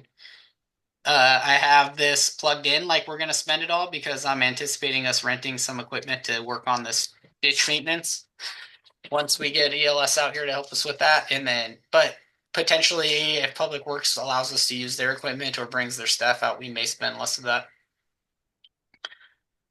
Fuel equipment and fuel vehicles. These are the 2 different line items that they use for all of the county departments, which is really confusing. They think of equipment as like a pressure washer or a portable generator or something, and they think of vehicles as all as their transport cars. Well, the way we have been doing this in the fair budget is saying that the fuel equipment is our diesel and the fuel vehicles is our gasoline. And so we spend about $2,500 a year in diesel and about $2,000 a year in gasoline. Signs. We've had some signs printed around here. It's like, there's some overlap between printing and reproduction and signs. At what point does something become a sign versus just being a printing? It just depends on whatever it particularly was when we go to code it in the line to decide which of these 2 lines is going to come out of. Replacement tools, garden supplies, vehicle use, those are going to drop off. So this education and training is a big one to talk about with the full board. In the past, this was back when they had basically no staff for the 500. Then 2000, this is going to convention. This is going to the little trainings and conferences and whatnot. And then I think this also had where Matt had gone to the convention as well. And then this last year, we budgeted this 8,000 for the entire fair board to go to the convention. And then, as you guys know, you guys all started basically like right when the convention was. So there wasn't a fair board really to go to the convention last year. But so what we would need to know is like how many of you guys want to go to the conference this year. It will be in Washington County, and that will change what this number will be because it's, without you guys going to the convention, we've only spent about $1,500 in this education and training. But if you guys all go to it, then we'll need to keep this number higher, or we can pare it down, or we can just leave it there. And in case you guys go, if not, then we just didn't spend it. connected with that, so this education and training line is basically just the registration fees for going to that. These travel expenses, so this would be your per diem for meals and this reimbursed mileage for travel using your personal vehicle. And those are all at the GSA rates that are set forward. So these numbers would all change depending on which of those trainings you guys wanted to attend. And I'll put that in a specific line in a message to you guys with this saying I need some input on if you're going to go to this, and I'll try to put some details in on the convention. We know what dates it's going to be. That's the main part. Utilities year to date. This is one of the ones that's divide by 7, multiply by 12. We've used $42,000 already in utilities. We'll be at darn near 80,000 in utilities by the time the fiscal year is over. So it takes a lot of gas, power, water, and internet to run this place. Expenditures from donations and trust. This is a little funky. So the dollars in this line are from this revenue beginning balance restricted here. And so we budgeted 0, but realized that we have to spend those earmarked dollars out of this specific line, even though the project we budgeted for is down here in capital outlay that those monies went towards. So this is basically just clearing out that donation dollars that we've received. And we spent them down here. Miscellaneous equipment, it was horse stalls, which actually makes me think I need to drop this number down to, I don't know, I'm gonna, not that. Ooh. I'm gonna need to talk to the finance department and make sure that that's the correct way to allocate for that. Where are we? Fair awards and ribbons. So this is buying all of the open class ribbons and stickers and stuff. So every few years we need to stock up. Looks like back in 2023 we did a huge purchase, and then this year there was only a few things that we needed to pick up to make right. But it's been a little weird. They were either didn't get budgeted for because they had a big inventory and we didn't necessarily realize it, and then it was, oh crap, we need to purchase that. So we should be budgeting a little every year to just replace what gets used instead of waiting to be in a pickle where we need more ribbons and there's more prizes and not everybody gets one. Fair premiums. This is the open class premiums. So everybody that turns in something that they get points based off of how they rank. And I don't fully know the full methodology. Katrina has taken care of that for us really well. But we give her a budget of $5,000 to pay out those fair premiums. It was a little weird this year. That's what that was. So this year it got done out of premiums, and then this year it was fair awards that got paid out of, and then said, no, those are the premiums, and put it back. So that's what that's all about. It just got put in the wrong line that year. So this is the other line to get some input from you guys. So we budgeted $75,000 this last year for us to produce our own events, when that was the understanding that we were going to do 3 events this year. We were going to do the rodeo event, and then we were going to do the indoor arena concert again, and then we were also talking about doing the mud drags event. And so by the time all of the turnover with the board and everything, we ended up only doing the rodeo event. And then, when you guys first started, we were talking about doing a spring event. I think it's fine that we didn't necessarily do those events this year, especially since we had so many new board members. And then we also were able to book some other public events that, really were able to fill those spots in our calendar that, still have good public activities that are happening throughout those same timeframes. But we do have another $40,000 that basically we could have produced those other events this year. We just would need to put together the team to develop them and put them on. And so if we want to rebudget something similar for next year to try to do those events, how much do we want to, which events do we want to do and how much do we want to budget for them? Fair entertainment. So these and county fair expense, these two lines are, I feel like they're too big to really collect what, to give you a clear picture of what's happening. County fair expense, we budgeted 75,000, and fair entertainment, we budgeted 220. And then, we have all of this concert stuff that is happening that, do you consider that as fair entertainment or do you consider it as a fair expense? Hiring security for the concert is a fair expense, but it's also a concert. It's also a fair entertainment expense. So trying to look at these two lines and maybe adding a third one, basically the dollar amount would remain the same, but they would be spread out a little bit better. So when you have a snapshot at this, you can look and say, okay, we spent this much on the performers and the activities for people. We spent this much on, the logistics of running the fair. And then we spent this much on the concert. I'm trying to break those out a little bit more. Let me see. What screen do you guys still see? The one we've been seeing for the last 15, 20 minutes. Let me see here if I can change which one I'm using. Do this. This one. Okay, now you see this one.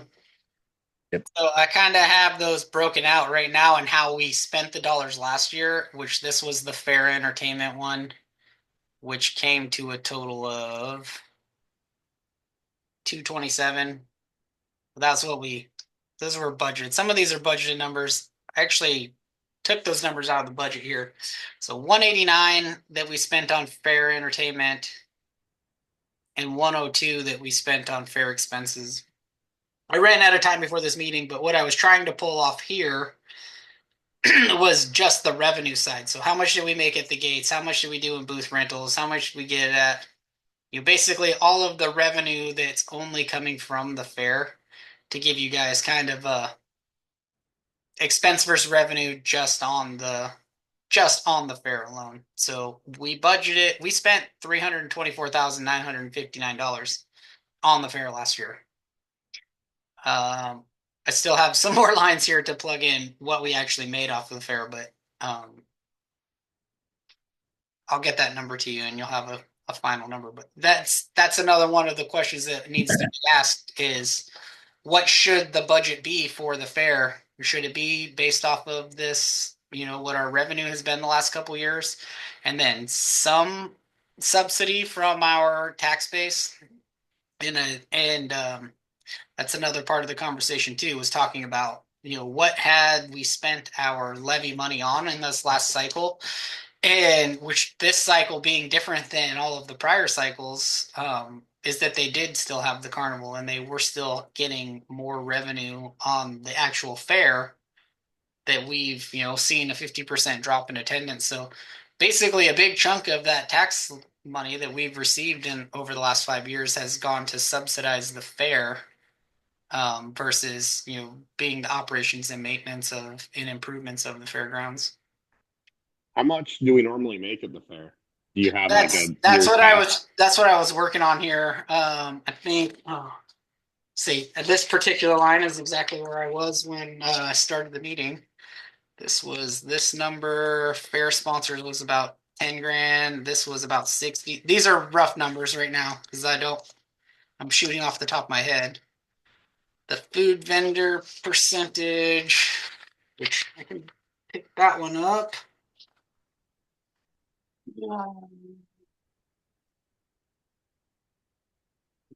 This was a good one. 47,750. Merchandise was like 850. So 205, 655. And so, these are all this concert sponsor and fair sponsor, those are pretty darn close. These other numbers are accurate. Those are real numbers. This is probably within $2,000 of being right on, and these are real numbers. So, equals this minus this. So we were in the hole $119,000 last year on the fair. Basically what we made versus what we spent. So that's where our levy dollars have been going. That's 25% of our levy revenue that's going to the fair.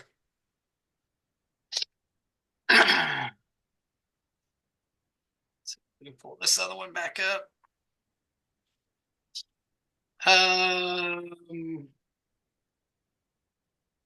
Indirect costs, these are the costs that we have to pay to the county for administration. These are numbers that are provided to us. This is for all of the services the county provides that we've paid basically forever. They always pay something. So year to date, budgeted 844,000. We're projecting to spend 752, so we're definitely going to come in under budget, but also knowing that we try to be conservative on all of these lines. You can see we budgeted higher expenses than what we actually received, and it's not by a lot, right? I mean, this is a fraction. $2,800 on that one. $500 difference on fuel, so there's a little bit of buffer in there. But we're definitely not going over budget on our stuff across the board. So that was the materials and services. Down here is capital outlay. So these are the over $5,000 purchases that are, long-term assets. We have this 30 grand that we've been budgeting the last 2 years. The fairgrounds received this large tent from the Seaside School District that needs to be erected and put on a spot. But one of the things that we don't really know is where to put the thing. And figuring it out between the setbacks that we have and our strategic plan and what we want to do in the future, we'll decide more where we want to put that, because it's going to need quite a bit of site work in order to place this thing. It's going to need a concrete pad. It's going to need power. It's going to need to be leveled. So we've got it there. We're ready to do the project. We want to put it up, but it's also one of those things where nothing free is necessarily free either. So at some point we'll decide where that goes and we'll get it put up. What's the size of the tent? I don't know off the top of my head. I want to say like 50 by 80. It's not a set up and take down tent. It's a permanent structure. Once it's up, it's up. Yep. That would sure cover that outdoor stage that it doesn't have any windows. It's like a dome tent. It does have like a roll up garage door at either end. But it's like a vinyl roll garage door. There's no windows. It's really just like a warehouse. I think they used it for like a gym. The school did while they were rebuilding it. They put like a basketball hoop up inside of it, and then this buildings, this 300,000 is what we budgeted for the roof. I plugged in 50K. Is that 50K? Yeah. To spend 50K of that, hoping that we're at least getting through the bidding phase and hopefully have a contractor started with this. I will talk with the finance department though and see how they think the best to budget for that. That's, again, assuming that they start the project in this fiscal year and that they finish it in the next fiscal year. But it needs to be completed in the next fiscal year, no matter what, because we have to budget additional funds because it will end up being more than this 300,000. And so we won't have the full funding until the next fiscal year for that project. This miscellaneous equipment, we budgeted 70 grand to upgrade horse stalls. This 17,000 was the down payment, and then the balance of it will be, it's just under 70,000 for everything that we ordered. And it should be here any day.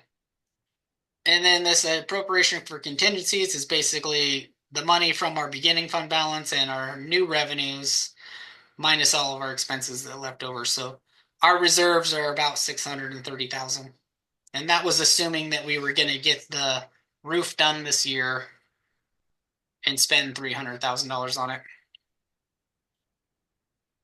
And so, as we start doing these roof projects or doing these other improvements, and really even some other deferred maintenance, we'll see this contingency start to drop down. And then if we were to lose our tax levy, this contingency as it is now would be gone in a year.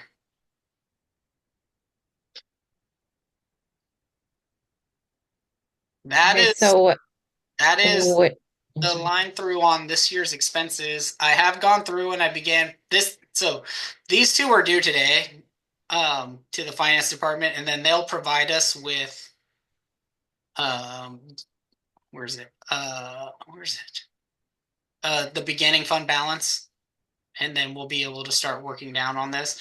I've gone through and I've started plugging in these numbers, and what I'll do is I'll get this I'll put a little bit more thought into it, and then I'll print off some PDFs for you guys to look at with some specific questions for you. But if you have any specific questions or direction now that you'd like to give, then we can go from there.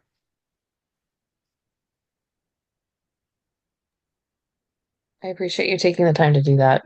I know that was a lot, but that would help Like when I you said, send all that stuff. When we're talking about the board's role in the budget and all that, it's tricky because it is so much work, and it would be impossible to do all of this during public meetings with the full team, and so I've got to be able to do some of this and give you guys enough information that you can look at it and feel comfortable.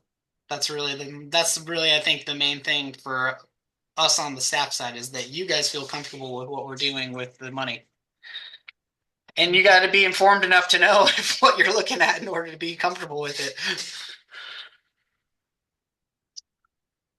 And more time that goes by, we get you guys all up to speed. Like there's so much here, and I've been here 40 plus hours a week for 2 years now, and I'm still trying to figure some of this, what they've done here in the past, and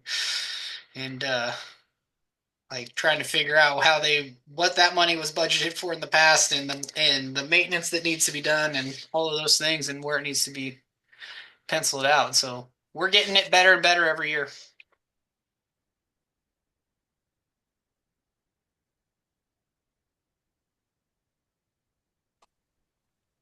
Okay, can you hear me? Yeah. Okay. All right. So then are we good to, do you need approval?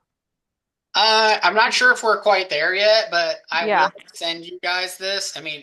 No matter what, by the end of the month, I've got to send the draft to the county, Yeah.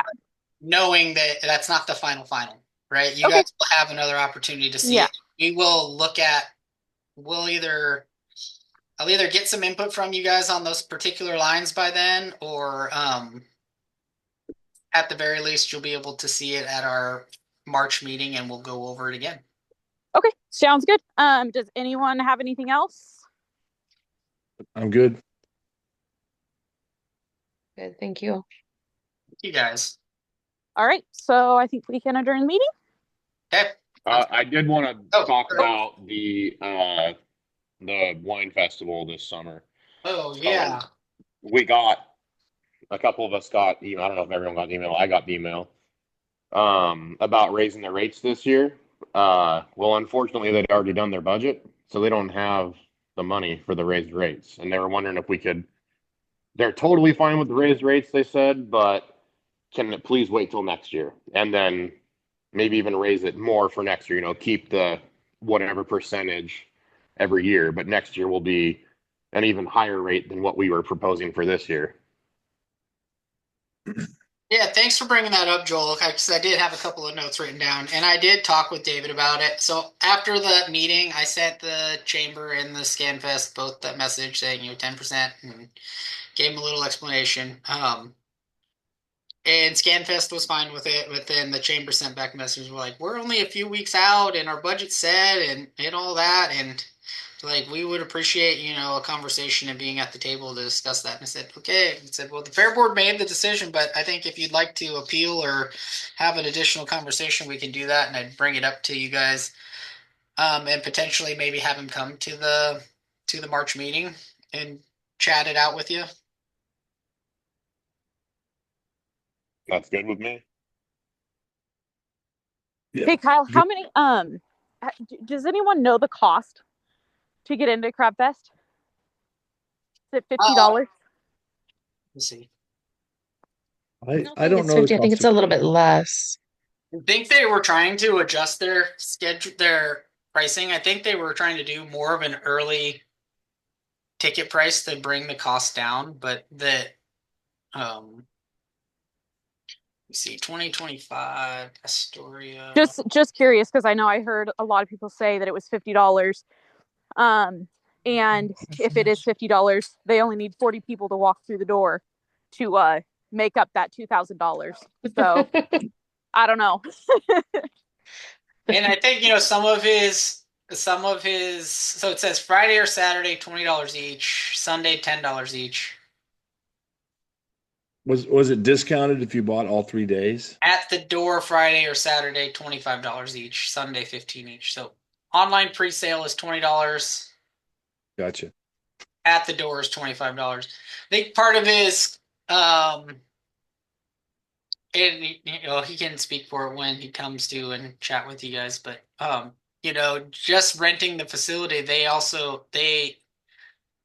have to pay a huge expense to get people to the facility, because they're paying way more than what they're paying us in rent for busing just to get people out here. So Right. There's other things to consider. I think it'd be worth having a conversation, but I think the highlighting thing is like we don't really have a clear understanding of why your rate is what it is. And that's a big part of the conversation that I think it's clear that we need to sort that out so that we can make sure that the price is correct. Yeah, I think if they want to come to the March meeting, then we can talk about it. There was a couple other things I just wanted to touch on since I had you here. The planning for the conditional use permit, we were hoping to be done with the application this Friday, but with me being out of town, I've got it scheduled for a meeting with Jay on the 24th, so on Monday, to finalize the application. And they had an early March to get it noticed and filed, and so hoping that early April would be the public hearing for the use permit. They did give me a sheet of the neighbors that are within that 750 feet, so I do have that, and I can share it with you all. I had actually meant to share that with you guys before I left town. And then next Thursday and Friday is the Oregon Festivals and Events Convention in Seaside. So I said, well, you guys aren't registered. If you're in Seaside on Thursday or Friday, you may be interested in stopping in and checking out the trade show, and just go in there and act like you belong there and check out the trade show. There'd be vendors and performers in there that could be worth visiting. We may be able to book some stuff. Anybody else have anything else?